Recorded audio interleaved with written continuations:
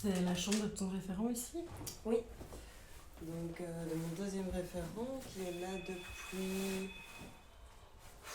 6 mois, même pas.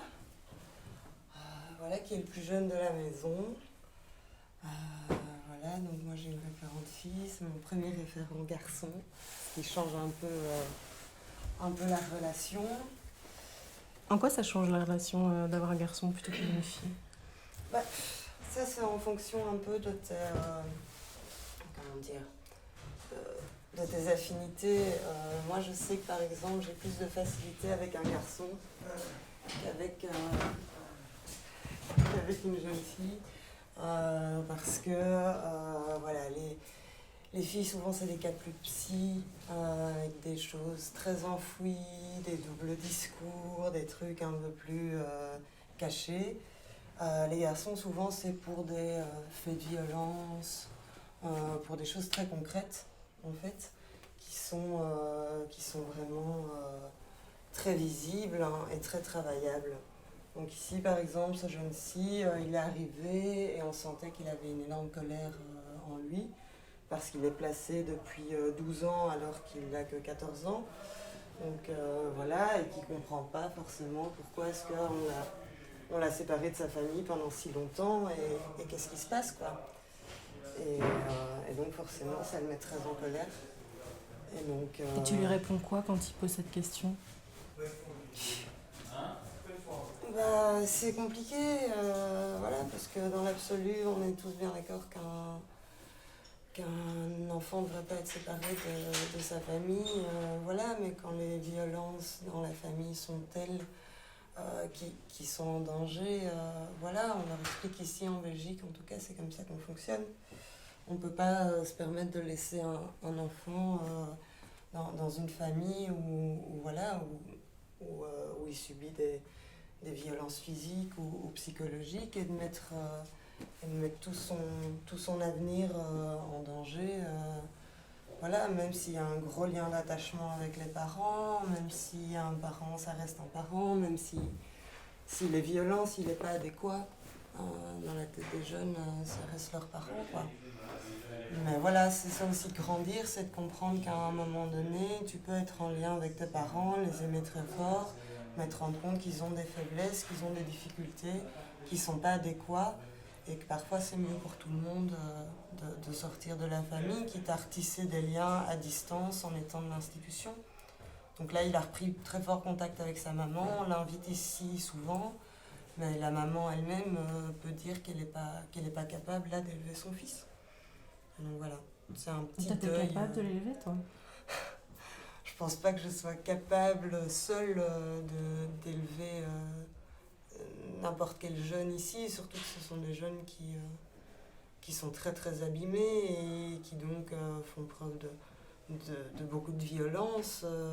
Voilà, ce jeune-ci en particulier, verbalement, peut être vraiment horrible. Et donc il y a un moment donné où tu as envie d'être violent à ton tour et de reproduire ce schéma horrible de violence contre violence. Mais voilà, à 11 éducateurs, psy, etc., je pense qu'avec la structure qu'on a, on peut en tout cas lui apporter le maximum pour qu'il puisse s'épanouir sans avoir besoin de reproduire ces schémas qu'il connaît trop bien et de pouvoir voilà, avoir des relations saines sans être dans un bras de fer, dans du conflit, quoi.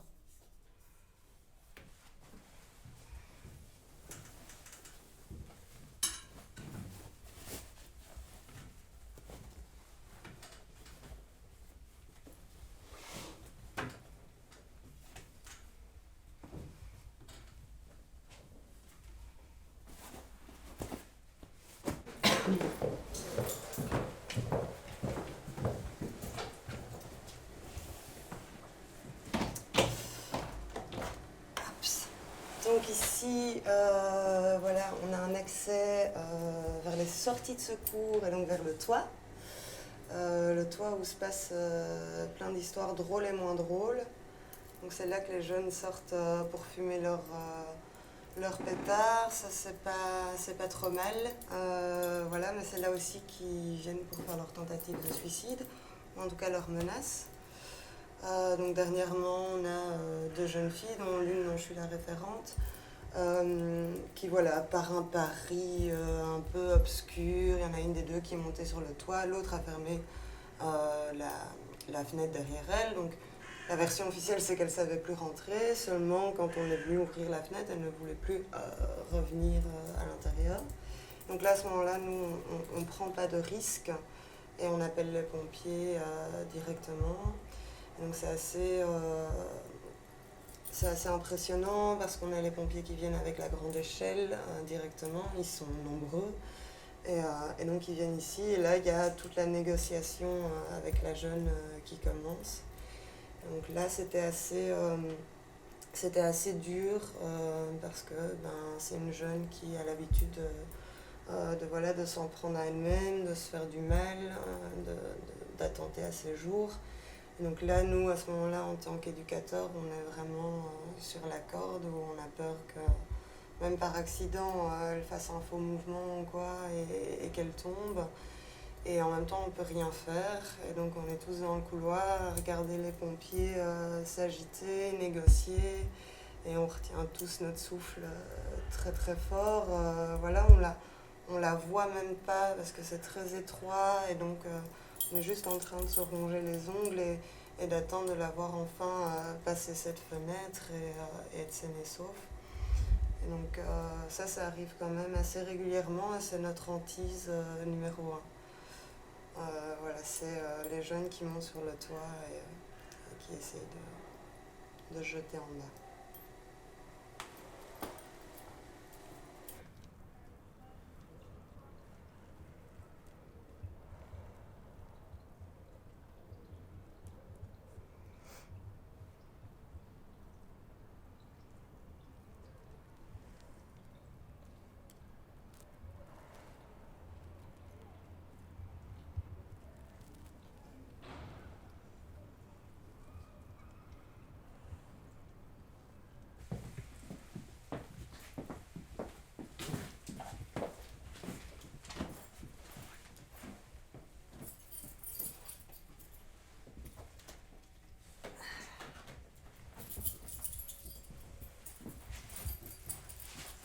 On est chez ta référée.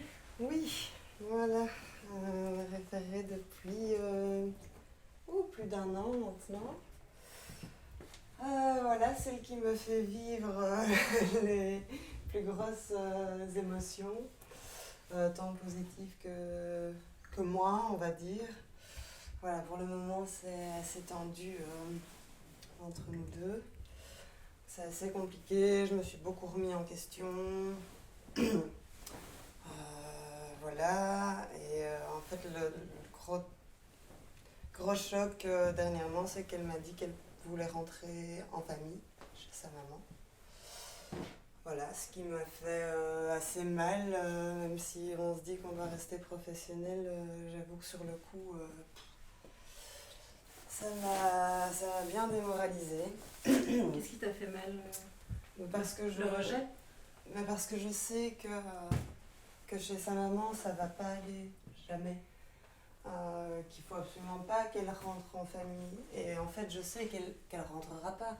C'est le juge qui décide et jamais le juge prendra une telle décision parce que c'est juste pas possible.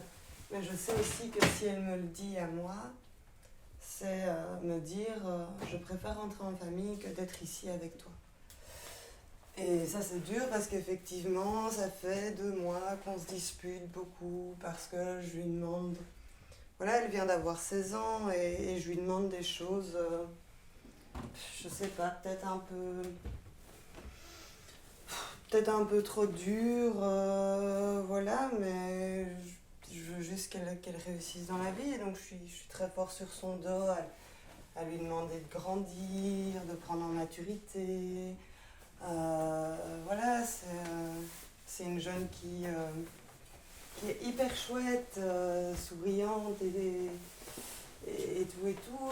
Elle n'est jamais irrespectueuse vraiment, mais elle se trouve pas elle-même et donc elle joue des rôles tout tout le temps. Et donc elle manque cruellement d'authenticité. En tout cas, ce qu'elle te montre n'est pas authentique. C'est aussi une manière de se protéger. Mais voilà, après 1 an et demi de relation, ça me blesse. J'aimerais qu'avec moi, elle réussisse à être authentique, à être elle-même.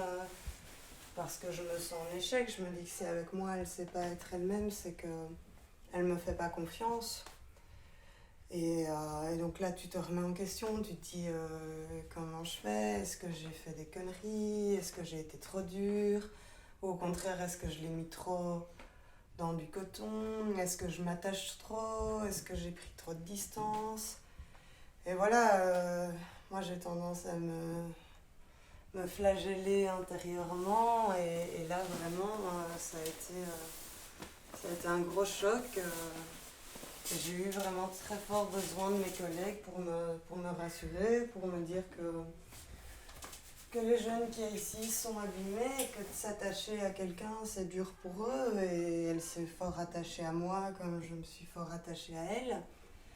Mais que ça la fragilise, comme moi en fait. S'attacher à quelqu'un, c'est accepter qu'il te blesse et qu'il te fasse du mal, et donc... Là, voilà, on est arrivé à un stade où notre relation a été loin. On a vécu beaucoup de choses ensemble, et elle fait un pas en arrière, elle se replie par protection, et moi de mon côté, je fais pareil, et on a du mal à recréer un lien. Et voilà, ça va aller, mais ça demande beaucoup on doit prendre sur soi très fort. Et beaucoup de remise en question, et c'est jamais facile en tant que professionnel de se dire qu'on a peut-être merdé, quoi. Et en même temps, on travaille les relations et l'humain, et donc forcément, parfois on se gourre, même souvent. Qu'est-ce qui te fait peur dans sa relation avec sa famille? C'est une jeune fille qui a été abusée sexuellement au sein de son école primaire. Et quand elle l'a révélé, sa famille l'a pas cru et l'a rejeté. Et suite à ça, elle a fait des tentatives de suicide, elle s'est mutilée, elle a fait des fugues. Et sa famille reste certaine qu'elle a fait ça pour avoir de l'attention, pour se soustraire à l'autorité parentale, pour aller en centre, parce qu'en centre on fait du poney, des trucs assez hallucinants, quoi. Et ils voient pas du tout que, en fait non, elle était mal, et que ses parents n'ont pas pu répondre à ce mal-être, et que donc elle l'a montré autrement. Et donc je sais qu'en famille,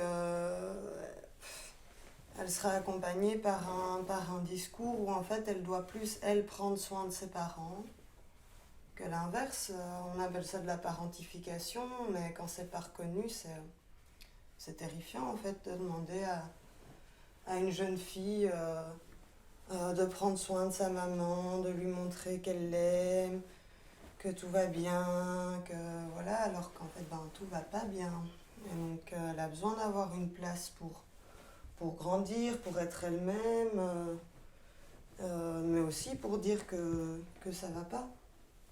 Quand tu laisses pas de place à quelqu'un pour dire qu'il va pas bien, ça se retourne contre lui. Donc moi j'ai peur clairement que si elle rentre en famille, dans 6 mois on nous appelle parce qu'elle a tenté de se suicider, parce qu'elle s'est fait du mal, parce qu'elle s'est droguée, parce que voilà. Et que tout ce qu'on a réussi à faire ici au Tamaris pendant plus d'1 an, ça tombe à l'eau.